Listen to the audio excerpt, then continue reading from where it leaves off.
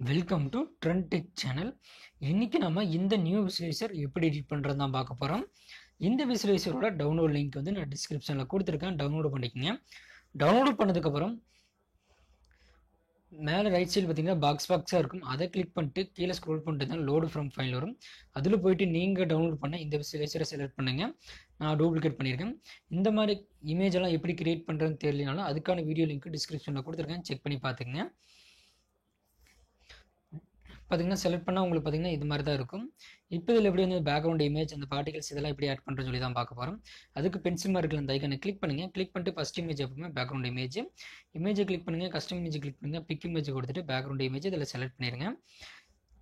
Select பண்ணால் உங்களுக்கு வந்து பேக்ரவுண்ட் இமேஜ் செட் ஆயிரும். அதுக்கப்புறம் பார்த்தீங்கன்னா டெக்ஸ்ட் ஒன்று கொடுத்துருப்பேன், அதாவது லவ் ஷீட்னு சொல்லி கொடுத்துருப்பேன். ஸோ நீங்கள் அதை எடிட் பண்ணி சேஞ்ச் பண்ணுறதுனாலும் சேஞ்ச் பண்ணிக்கலாம்.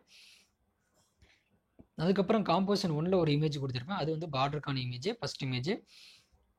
அதுவும் அதே மாதிரி கஸ்டம் இமேஜ் போயிட்டு பிக் இமேஜ் கொடுத்துட்டு அந்த பார்டருக்கான இமேஜை நீங்கள் செலக்ட் பண்ணுங்கள். செலக்ட் பண்ணால் உங்களுக்கு வந்து அதுவும் செட் ஆகிடும், பார்த்தீங்கன்னா உங்களுக்கே தெரியும்.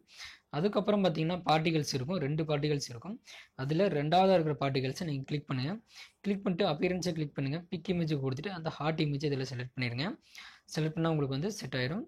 அதுக்கப்புறம் பார்த்தீங்கன்னா உங்களுக்கு அந்த பார் வேணும்னு நினைக்கிறவங்களுக்கு இந்த பாரை கிளிக் பண்ணி எனேபிள் பண்ணிங்க அப்படின்னா உங்களுக்கு கீழே இந்த மாதிரி பார் இருக்க மாதிரி காமிக்கும். வேணும்னா நீங்கள் எனேபிள் பண்ணி நீங்கள் ஆட் பண்ணுறதுனால ஆட் பண்ணிக்கலாம். அதுக்கப்புறம் பார்த்தீங்க அப்படின்னா கீழே ஸ்க்ரோல் பண்ணிட்டு அவங்க லாஸ்ட்டாக பார்த்தீங்கன்னா காம்போசிஷன் 3ல் ஒரு டெக்ஸ்ட் இருக்கும். அது வந்து என்னோட சேனல் நேமுக்காக நான் கொடுத்துருக்கேன். ஸோ நீங்கள் அதை எடிட் பண்ணி சேஞ்ச் பண்ணுறதுனாலும் சேஞ்ச் பண்ணிக்கலாம். இல்லை ஜென்ரலில் கிளிக் பண்ணிட்டு அந்த விசிபிலிட்டிக்கு அன்செக் பண்ணினாலும் உங்களுக்கு வந்து அன்விசிபிள் ஆயிரும். ஸோ ட்ரை பண்ணி பாருங்கள். இந்த விசுவலைசர் உங்களுக்கு பிடிச்சிருக்குன்னு நினைக்கிறேன். பிடிச்சிருந்தா லைக் பண்ணுங்கள், மறக்காமல் சப்ஸ்கிரைப் பண்ணுங்கள். ஏதாச்சும் டவுட்னா இன்ஸ்டாகிராமில் கேளுங்க, கண்டிப்பாக உங்களை நான் ரிப்ளை பண்ணுறேன். தேங்க்யூ ஃபார் வாட்சிங்.